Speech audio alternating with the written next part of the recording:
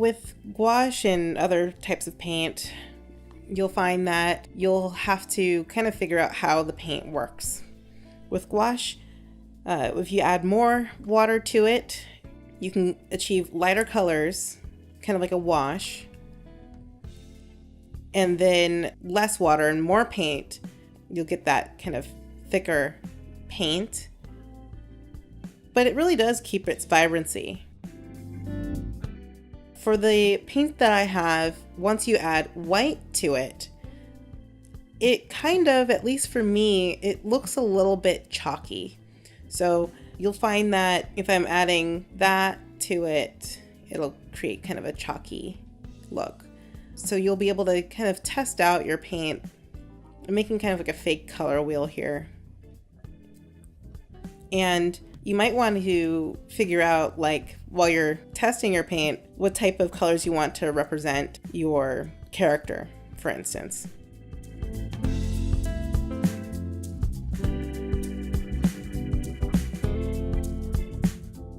And especially in the context of your story.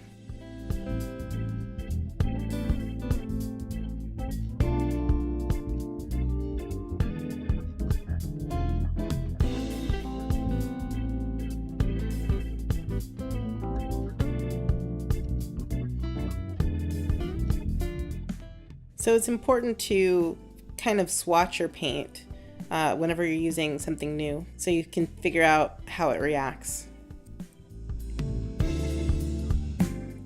I tend not to use black. I'll just mix in another color to my paint to kind of bring it down a notch, but can be useful when creating different shades, of course.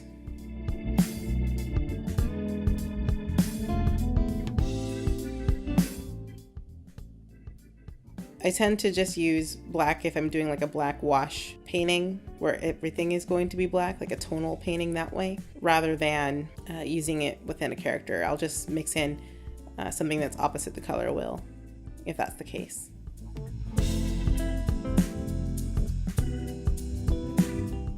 So you can see how you can achieve pink here without adding white by just adding simply water. But then it becomes difficult if you want to have like a thick paint type of application. So it really depends on how you want to ultimately paint your character or design.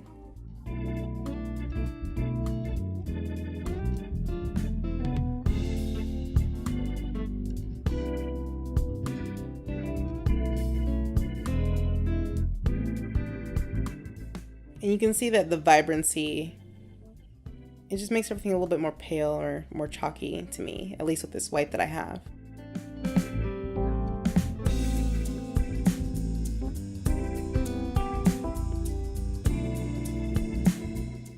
Well, thank you so much for watching.